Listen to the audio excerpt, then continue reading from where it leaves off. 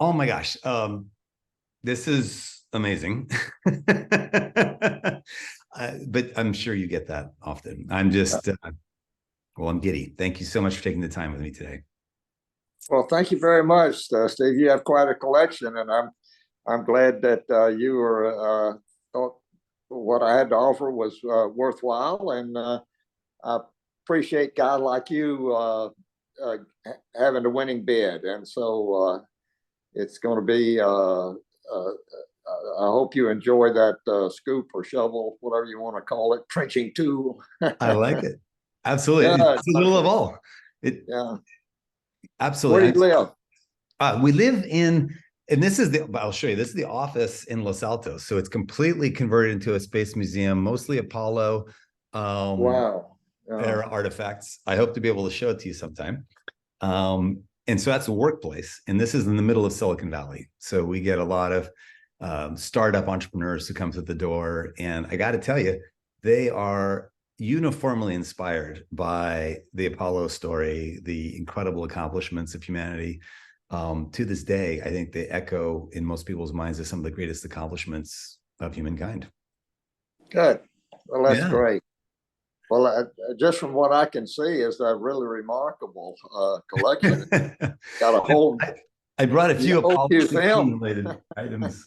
So the utility light cord, piece of Kevlar, the lunar module, crewman's optical alignment site, the COAS, cup checklist from John Young's EVA-1 jump salute. Who was that? You took the photo, the most famous photo. Excuse me? Yeah, I took the photo, yeah. Exactly. And it has instructions on rock collection. Yeah. A PPK from him. And so, but we can start with this, and in fact, can compare it to this, because I picked, this one was not flown to the moon, but you might recognize the larger shovel scoop. Yeah. This we didn't have in training by Neil Armstrong. I don't remember using even one like those in training, but I might have. Yeah. Oh, interesting. So this one you don't recognize using on the moon either. Big one, like a big. Interesting. Yeah. We could put that aside. We'll focus on this one. Yeah. It's beautiful. I love the way it has these very large buttons that imagine gloves on are very easy to articulate. So it was. Mm-hmm. And it's the workmanship. So, in that position right there, we used it as more of a hole. We this to dig a trench, digging towards you. Yeah. And you could get down, like this? With the handle that attached to that thing, you could get down 3 feet or so. And but it had a handle that fit on it that was about 3 or 4 feet long. And so it made it really easy to work. There's a picture of me standing at the Plum crater. If you got that picture, and just to my left is the shovel with a handle on it, and John took that picture, like an armrest. Yeah, it's a gorgeous photo. The way the backlighting. Well, first, the enormous crater, you can it's one of the few shots from the moon where you can really see the curvature of the crater in the front. Lunar module in the distance, excuse me, the lunar rover in the distance, and you're standing on it like kind of like casually, like an armrest. I'm curious. Well, actually, there's so many questions. So this was the primary tool, I guess, you were using for either digging, trenching, or collecting dust or small samples, I'm assuming? Yeah, we had actually 3 objects that we used to collect rocks. This was the primary one because you could get dust with it, or you could get if you wanted rock, you could pick up rocks with it. But generally, if you wanted rocks, we had a rake, so enclosed raking. You just reach in and pull the rake up, and the tines were about half a centimeter or a centimeter apart, and so you'd shake it, and everything smaller than that would fall out, and you would get a set of I don't know, rocks that were size of a small tangerine or something like that. But the shovel was more the digging the trench, and when you got down there, reach in and get a shovel full and put it in a bag. We also there's a let's see, where would that be? I've got a DVD I'll send you. Oh, wow. It's called Moonwalker, and it's a whole hour. And I put it together from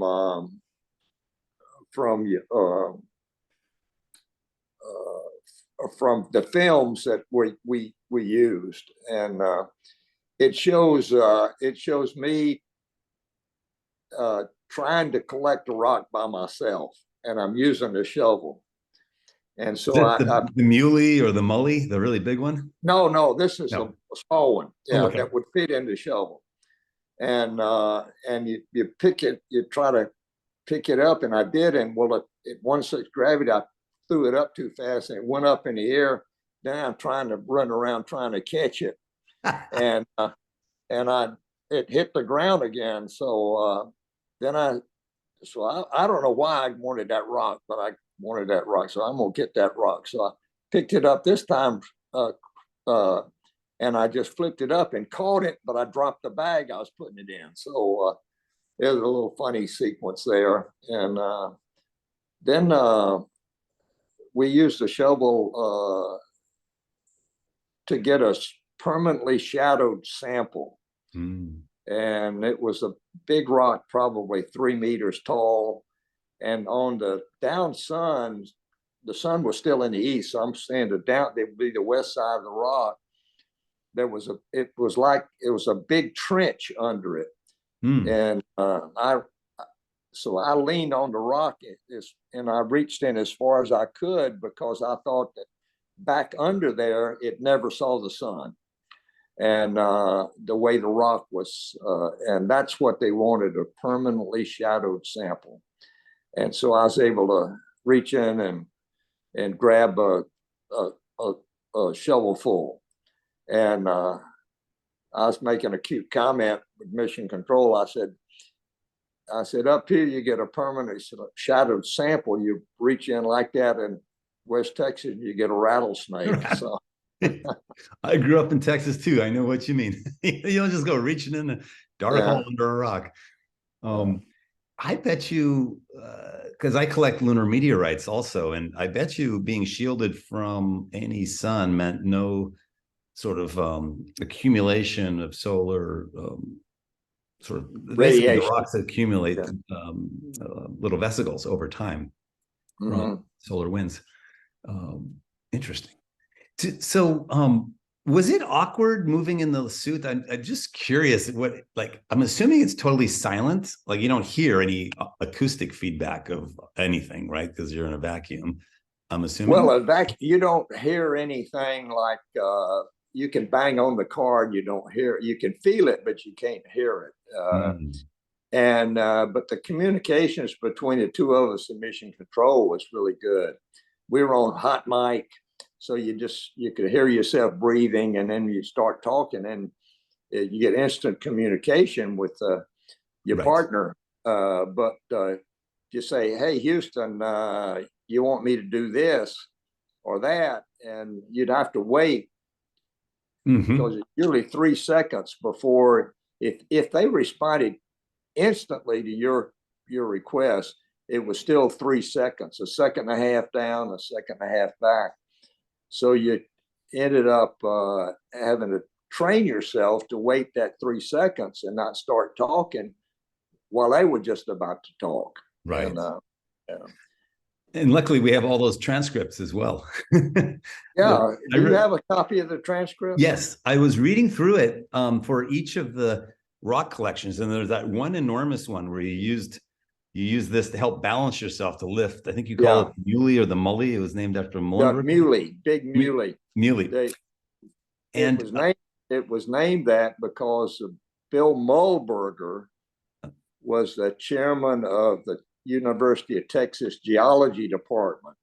And he was the principal investigator on one of the principals. He was head of the geology team. Mm-hmm. So he organized all of our geology trips. And while he didn't go on all of them, he was the general organizer. And so he's sitting in mission control in the back room and the science room, and he's the sort of the chief. And so we're talking to Bruce McCandless, the CAPCOM. No, Tony England it was, the CAPCOM, and I said, you should. And John Young, we were arguing with them. They said, you sure you want us to pick up this rock? It's a watermelon-sized rock. And I said, it's really big. He said, oh yeah, the back room says pick it up. Mulberger says pick it up. So I couldn't reach down, and it was too big to grab with one hand. So if you watch that video, they had the camera on me, and I had to go down into the crater a little bit to get below it so I could reach over and actually roll it up my leg. Wow. And so I was arguing with him. I said, if I fall in this crater, Mulberger's had it, because that was the east side or the Upsun side of Plum Crater, and it was deep. It was probably. So it's not just falling over; it's falling over and tumbling. That might have. If I fell backwards, or if I fell over and slipped, or if I started slipping in, it was unconsolidated. So if you started slipping and sliding, you had to you could be in trouble. So I was trying to be very careful. And so as I got below this rock, I leaned on the shovel with my left hand, and I slowly rolled the rock up my leg until I could cradle it like a baby. And it was maybe 20 pounds of rock when we got it down here. And 25.7 according to the final weight. Yeah. So I'm thankful we picked it up. At the time, I wasn't too pleased. I was really upset with them. But so John Young, of course, has a great sense of humor. I'm looking in the transcript when after EVA 1, he said something about that particular rock doubling your weight, of what you had collected so far. And then John says, I'm sure it will. And then jokingly, it gave Charlie a hernia. Yeah. I guess on Earth, that would be the image. So I actually have, I wanted to show you this as a reminder. Oh gosh, there's a little bit of glare, but it's Rock Manifest page, right? With your signature at the bottom. But amazing to me, first, the smudges of lunar dust, the calculations. Oh yeah, with the calculations of right. And you had the weight balance where everything went around the lunar module for liftoff, so it wasn't all lopsided. Well, they almost made us throw out when they added it all up. They said, well, you got to get rid of some of those rocks. I said, we're not throwing any of these rocks back. And so we fussed at them a little bit, and then they decided, okay, you can keep it. But the liftoff weight varied. I mean, depending on how much the crew weighed, depending on how much the rocks you got, and the problem, they worried about being overweight because you use up a lot more fuel getting in orbit if you were, say, 100 kilos over or whatever like that. But we had such a good margin that we talked them out of it, that hey, we're not throwing anything back. And I mean, we worked too hard to get these rocks. And, exactly. Especially the Muley, you wouldn't want to leave that one behind, or the Muley, I guess you should call it, because that was, if it took all that work to not bring it with you, it would be a waste. So I want to show it to you one more time. It also is very wrinkled, and I was just curious, with this page, do you recall would it have been taken out of? Like, I guess each of the 3 EVAs, after each one, you would have recorded EVA number 1. We had in bag 5 in the rock box. The SRC is the rock box. Okay. Then bag 5 had 14 pounds, I guess it was, for a total of 56 pounds. Correct. In that first collection. And I think it was in pounds and not, yes. So then at the bottom of that, so each EVA, we collected 56 pounds and then 97 pounds and then 118 pounds on the last excursion, though even that was the shortest EVA. The less we got was on the EVA 1, because the first 3 or 4 hours of that EVA was devoted to putting out all the lunar surface experiments package. And that took about 3 to 4 hours. Then we got in the car, and our only objective was Plum Crater. And we had about, it was directly west of us. And so we started driving, and John drove, and I was taking pictures and being a sort of a running travel log, because they couldn't see what we were seeing underway, because the antenna's bouncing, so you don't have any TV. And so we to show mission control what we cut, the surface we were covering into 1.5 kilometers, we had to go out to Plum Crater. The deal was I would describe what we were seeing and the colors and stuff like that, and then every 50 meters I would take a picture, and then they got back and they would match the picture to my commentary on the timeline. And so John was busy driving and I was navigating basically, but to get to Plum Crater, we just go west, I don't know, 1.5 kilometers or whatever it was. And we got there. Well, I think this is Plum, it's like looking for a specific pine tree in the forest, like you think this is the one, but you're not sure.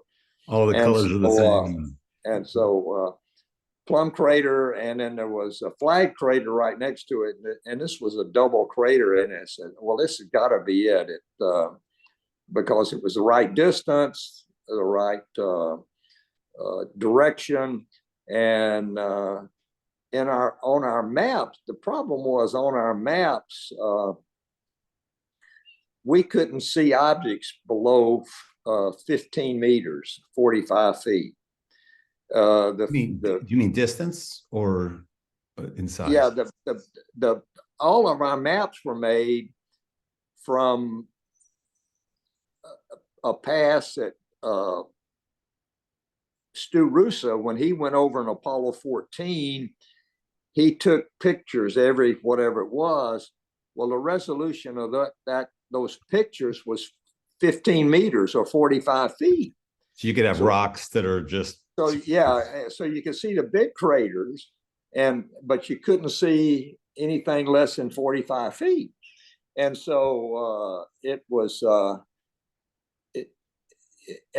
when we pitched over at 7,500 feet to see the surface for the first time, we recognized the big craters, Gator and Lone Star, whatever they were. And it looked like we were a little north and a little west of our landing site. So John began to maneuver the vehicle to pick out a new landing site. I gave him, the computer would give you what it was called LPD, landing point designation. And so I would say, okay, John, 45, LPD 45. And on his window, he had a double pane window, and there was a ladder etched on each. Tells you the angle. Yep. And so when he got the two ladders mixed up at 45, that's where he was going to land. What was beyond that? So if he didn't like it, he would redesignate by just flipping the hand control, either downrange or cross range. And so the idea was to land level and not any big holes around. So he found a place, and And no boulders, so, because only when you get there can you tell if there's some 40-foot or 20-foot boulders in the rock field. Oh, right? yeah, you could see that. I mean, when we pitched over, you begin to see all these other craters that weren't on our maps. And man, look at all these craters down there, John. But he picked a spot that was really good. We actually missed a big crater. It wasn't so deep, and it was shallow, so there was no sun shadow on the up sun side. It went down like this into the crater, and we landed beyond the crater by about 6 feet, maybe 9 feet. And so we were dead level. But if we'd landed 6 feet back, we'd maybe still been dead level, but I would have had to walk into the crater behind the lunar module and reach up to pull out the experiments package. Right. And it might have been above how far I could reach. So we missed a disaster by about 6 feet, actually, but we hadn't seen that crater. But we didn't land in it, and I didn't have to walk in it, and so we were okay with it. Get the experiments package down, and there was a radioactive RTG, it was called radioactive thermal generator, and I got that out. That was reachable. I got all that out. So this landing is interesting because I think it was Apollo 15 was at a little bit of an angle. A little bit, yeah. In 11, famously, Neil takes over and, avoids some rocks and such to go farther downfield. And you were CAPCOM on 11. And so I'm curious, like, obviously the first landing, you could almost cut the tension with a knife, right? Your famous line about we can all breathe again when the eagle has landed. Yeah. But I was curious on 16, you sounded much calmer. And I was wondering, were you calm? Was it sort of as... I was, I tell everybody there was more tension. I had more tension in Apollo 11 as CAPCOM than I did in landing on the moon in 16. And there's a big reason for that. If you're actually doing it, you got a big window, you got all the instruments, you can tell, you can look out and you can see the dynamics of it, and you're getting all this information. Whereas in mission control, you're just looking at a screen about the size of an iPad, not an iPad, but a laptop. Mm-hmm. And there's so much information you could get on there. So you're listening, and it's very dynamic, and all these things are happening, and you can't see the big picture. And so the tension in mission control, due to the comm problems we had, and the computer problems we had, and the trajectory problems we had, that led to a fuel problem. Mm-hmm. And so the tension was through the roof almost in Apollo 11. But I mean, I was real calm on our descent. Things were working right. John was doing a good job, and I kept looking out the window and make sure he's not landing on a big rock on my side, which he couldn't see. But mostly just giving him the information. We had a checklist that had altitude versus rate of descent. Mm-hmm. And once you started down from about 100 feet, basically you'd picked out your landing spot. And you didn't want to have any forward velocity or lateral velocity. So we had an instrument that gave you forward aft velocity on this one, and this gave you lateral velocity. So if you get those centered at 0, you come in straight down. So John I was giving him that information. Okay, you're looking good, but at 20 feet, he levels off. He stops the descent. So I said, okay. And we had a vernier switch on his side next to the throttle. No, next to the hand controller. Mm-hmm. And it would click. I mean, you'd say, give me one click up. So he'd click up one that gave you 1 foot per second up, or you could Mhm. give me 1 click down, and you got 1 click down, 1 foot per second. So about 20 feet, he leveled off. And I say, okay, John, let her all down. Give me, I think it was 1 click or whatever it was. So we started down at about 1 foot per second. So basically 20 seconds later, less than that, we started, dust was going everywhere. And the probes, when they hit the surface, it turned on a little blue light in the cockpit, said contact. And that's when you shut the engine down.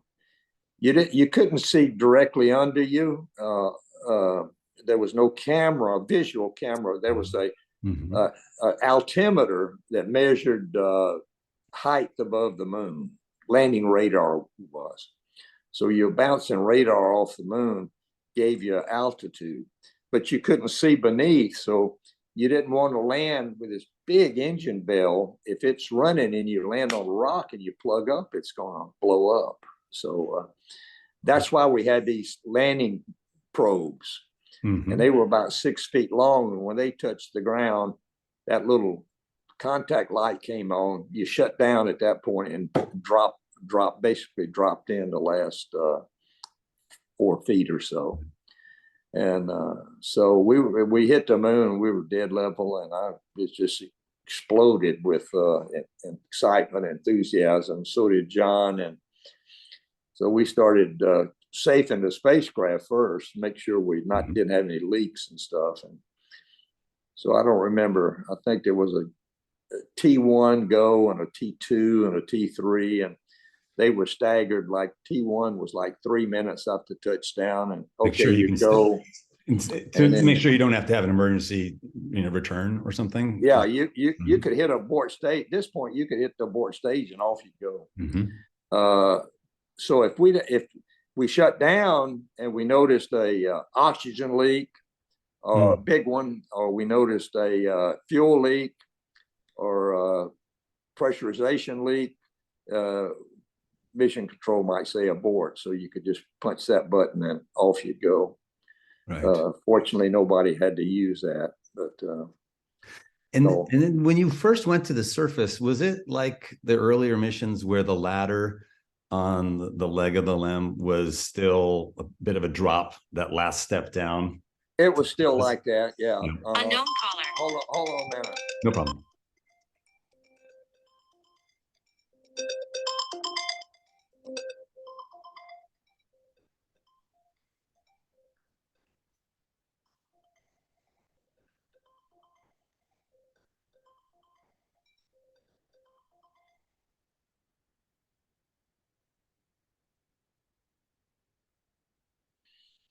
I keep getting these robo calls. Let me turn this thing off. Oh, no one's safe. It's really sad. I hope the people out there who do robocalling for a living take note and find a better calling in life. Really, life's too short to spam or robocall. Well, most of it's spam. Yeah. It says unknown caller, so it's spam. And mostly there should be an algorithm that just says, I don't want to take any unknown callers. Oh, actually, you might like that's our company logo, by the way. Oh, wow. Just have it on the phone. We roll deep when it comes to space stuff. So I want to go back to that first EVA ride, if you don't mind, to Plum Crater, because the Lunar Rover is just such an incredible thing. I like to joke that General Motors has more EV zeros, the Lunar Rover, on the moon than they have EV1s on Earth, because they crushed all the EV1s. But nevertheless, you were saying earlier that you were on the mic, sort of giving a verbal back to Houston of the drive. Yeah, the camera was, or antenna rather, was bouncing, which is fascinating. Was it what you expected, or was there anything about driving on the moon, just broadly, that was a surprise? Either the rocks, were they bumpy? Was it pretty smooth? Did you have to maneuver around? It bounced. You hit a. I mean, if you watch the Grand Prix, it's on YouTube, that I took of John driving 2 laps with the Rover. You could see that one wheel would go off, the other wheel would go off, and it bounced a lot. The only thing I noticed was the bounce. Two things: the bounciness of it, and it like it was on ice. It was fishtailed a lot, and I think that's because the steering was so sensitive. And John would do this, and off we'd go, and it'd spin out. We only spun out one time when 180 degrees, but it never felt like it's going to roll over. It was just this fishtail stuff, and I wonder if that was the four-wheel steering, because you could have probably checked the tracks to see if it actually was slipping sideways.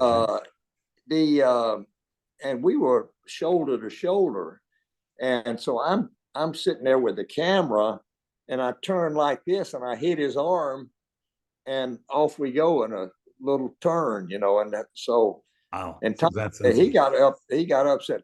Stop hitting my arm, Charlie. I said, just trying to get a picture, Tom. John, excuse me. And so the only thing we noticed was it was a little squirrely. And I think because the steering was real sensitive, and it did better with just two-wheel steering instead. I mean, two-wheel power instead of the four-wheel. Gotcha. And you could select the front wheels or the rear wheels or both. And then it had you didn't have to move the stick very much for the wheels to turn. And so John got better and better and better at it. But it had this, as we drove, the moon undulates, and in the light, the light gravity, the car only weighed 80 pounds up on the moon. So you can imagine an 80-pound car with two guys that was 120 pounds total, plus some rocks and some tools and batteries and all, probably just a couple of 300 pounds maybe. And that thing's bouncing across because the suspension system was real springy. And so it bounced a lot.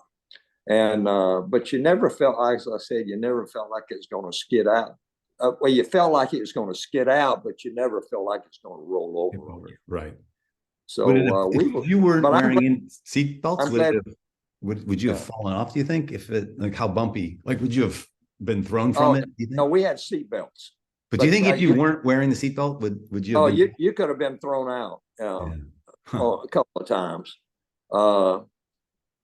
We were, I think it was coming down Stone Mountain or coming off the edge of North Ray Crater, which was steep, and the odometer, speedometer would read 0 to 17 kilometers per hour.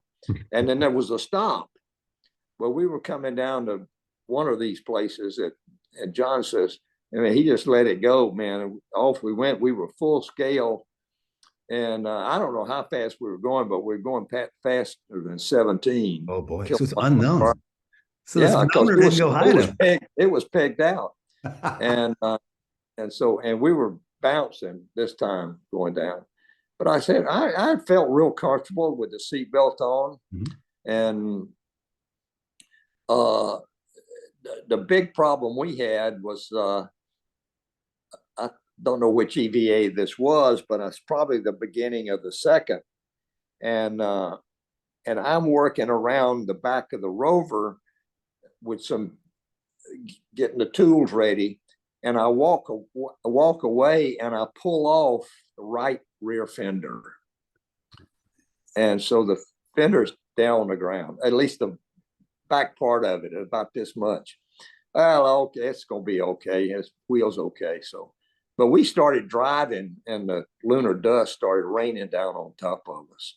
And it was really bad. And so we just left it like it was. And we tried cleaning it up, but it was all, trying to brush it off. You had brushes and stuff. It wasn't working. And then the same thing happened on Apollo 17. They lost a fender. And they had to do the repair. John, we were back up on that. We were sitting in mission control. We told the flight director, stop and let them repair that fender. and they had a checklist page or something, and they clamped it to the back of the fender, and it kept the dust from raining down on them. That's right. I think it was a DAC camera clamp. I had the Apollo 10 equivalent, sort of like a like a clamp, and then the plastic page from the binder. Very so creative. they got it fixed, and so they weren't getting as dusty as we were. But this is very interesting, actually, because I seem to recall, I think it was Ed Lieu who interviewed John Young once about the dust, and John, I believe, said that it was really a bother and made him sneeze a lot back in the lunar module when you take the suits off.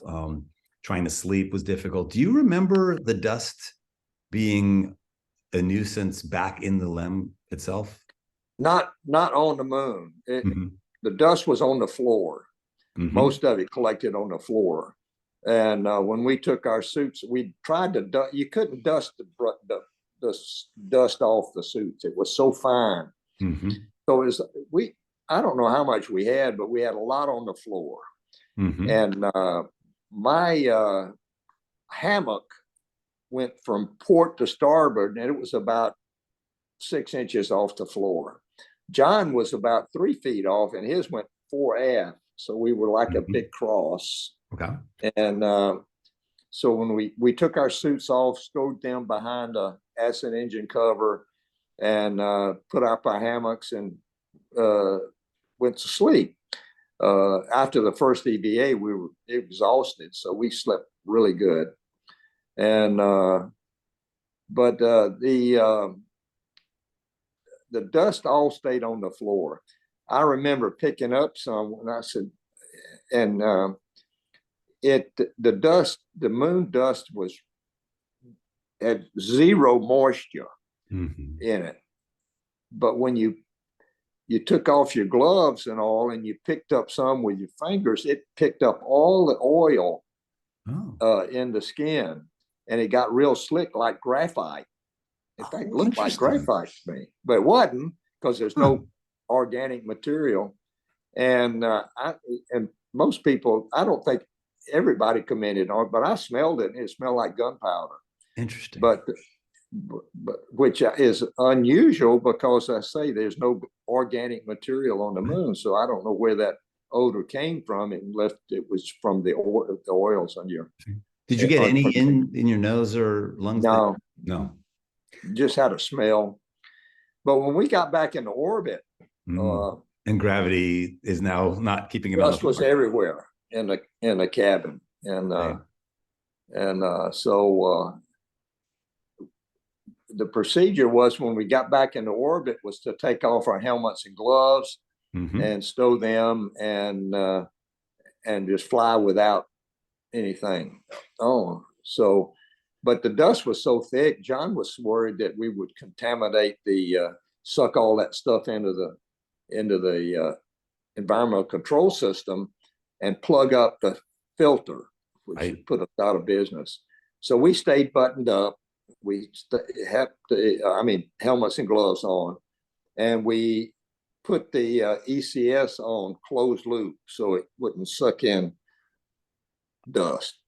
And so that was the situation when we joined up with Mattingly.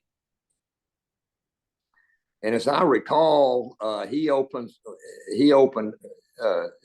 got up, docked up, and we were talking to him through the radio. I said, "Okay, I'm ready to open a hatch." He said, "Okay, stand by." So he opened the hatch, and all this dust was in the spacecraft. And he says, "You're not coming in here. Go dust that up." So he floated over a little vacuum cleaner, like a dust devil, and which we didn't have on our side, but he had one. So so that wasn't the expectation. This was like sort of improvising in the moment to use that vacuum. Yeah, it was a vacuum thing. Yeah. So we vacuumed up as much as we could, got in pretty good shape. And so I don't know how long it took us, but a while. Anyway, we called him on the radio, said, "Okay, we got it all cleaned up." So he opened the hatch, and then we started transferring stuff, rock boxes, and all the stuff that we took out of the loom, and Right. cables and stuff like you've got. And well, this is the perfect setup for like the light cable, the crewman optical alignment yeah, site, of course, yeah, the shovel that we're primarily yeah. talking about. And my question is, after you bring the rocks through and there's some junk you put in the lunar module for jettison for weight, how did you oh no, here's my question. When did you plan what you were going to bring back with you? In other words, That the on the souvenirs. surface. That Mhm. was mostly that decision was on the surface before we lifted off. So we had the other two we had was the tongs, Mhm. and we had this big rake, but the rake was big, and so we didn't want to bring that back. But I said, I'll take the shovel. John said, I'll take the tongs, and so then we started pulling netting off, and coax cable for the lights, and some cable snaps that we didn't use, and everything that we could get loose in the spacecraft. That's what we brought back. I made two mistakes. Huh? One, I didn't cut my name tag or my Apollo 16 patch off the backpack. I wish I'd have That would have been nice. and taken those off. And then what else? Think we wanted to get the rotational controller off. We had a screwdriver, but I couldn't get the screws off. Dave Scott got it on his spot. That was going to be my question, whether, because I would have thought, man, bring tools, try to get the control. So you did try, but it was hard to get off. And then we did the towels, the personal items, the toothbrushes, the glasses, the pencils, and all that stuff. Sure. That's what we thought about. But to be honest, I don't think we thought through before the flight, hey, what are we going to bring back with us? And so is there any information sharing between the missions? Like because it turns out every mission to the moon from Apollo 11 through 17, there were all kinds of things brought back. Was there any, I guess, communication with earlier or with James for 17? No. Well, I mean, you could tell what they brought back, but so they brought back all the checklists. I made sure I got all the checklists. Right. And then we had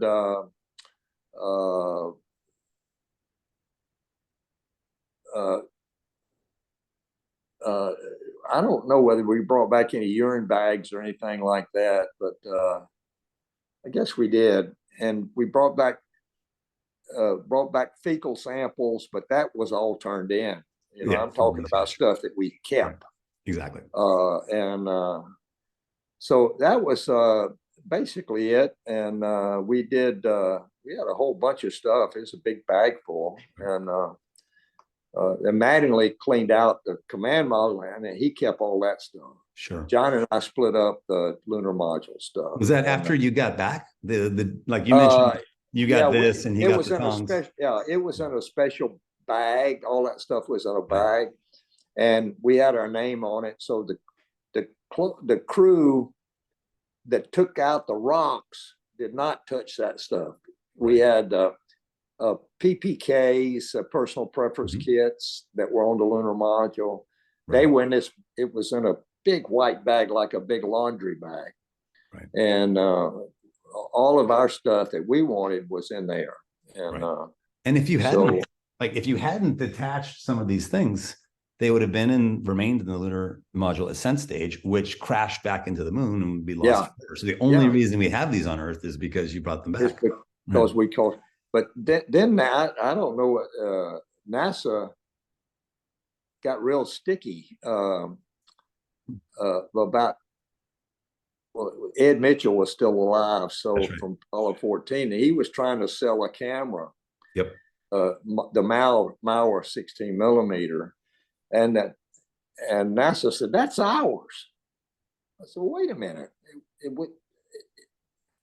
This is myself talking to myself. Sure.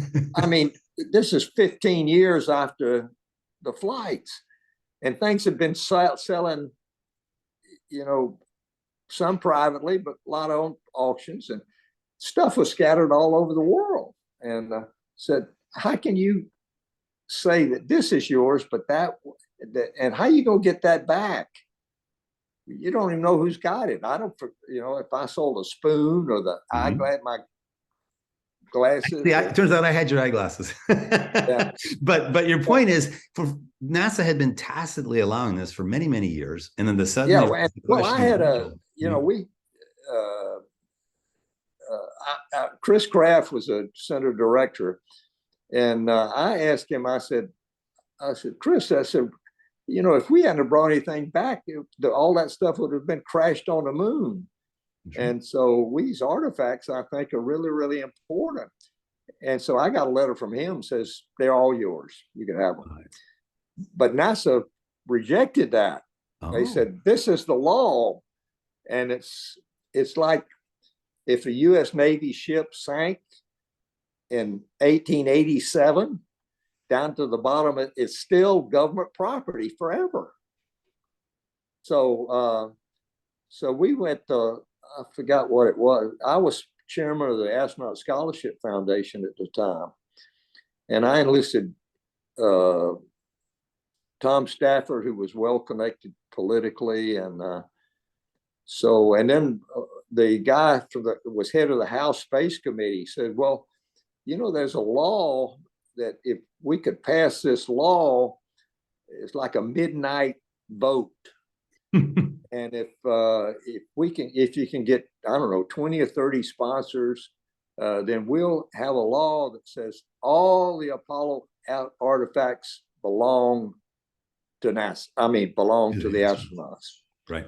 And so we got the sponsors. We worked a couple of years on this, and we got the sponsors, and then at midnight, whenever they had it scheduled, the rule was, we're gonna have this vote at midnight. If you show up, you can vote. If you're not here, you can't vote. So who's going to show up at midnight on something that's like this? So it all passed, and Obama signed it. So it's during Obama's administration, and so we got to keep it all. But the shuttle guys, they didn't participate. That's right. So it was Mercury through Apollo, but then not shuttle. Then it stopped. Yeah. I think it's a natural breakpoint because shuttle was a reusable craft. So if you were detaching things from the flight deck of the shuttle, that's, you know, they got to reuse it. So right. There's netting and things that come back, but not the actual controls and what have you. Yeah. Well, how long? We're leaving for a trip tomorrow. I'm going to New York, Omega. I'm an ambassador for Omega Watch, and they're having an event at one of their boutiques up there tomorrow night. And then I'm going to Switzerland for 4 or 5 days. So wow. I'll have to sign off in a little bit, but I really thankful that looking at your collection, I know that scoop or shovel, whatever you want to call it, is. I had a letter of authentic. Did you get the letter that came with? Yeah. Absolutely. Okay. Good. Yeah. If you need any more information, just let me know, Steve. I look forward to meeting you personally. Where did you say you live? In Los Altos, in Silicon Valley. And I think you're coming out for a Berkeley conference next year, early next year, where visiting here might be part of the agenda. Oh yeah, a guy named Solomon has gotten hold of us. Yeah, exactly. And I think Dottie's working on schedule. And so we'll be there for that. So I'd like to maybe if you're going to be in town, get to know you, and we maybe go to dinner or something like that. I'd like to see your collection. Okay. Absolutely. I have a lot of things to show you. Yeah. So how about sending me your contact information, your business address and everything like that? I appreciate it. And I think you got mine. Okay, great. Nice talking. Thank you so much. I appreciate it. Look forward to tomorrow. Okay. Take care. Bye-bye. Good night. Good night.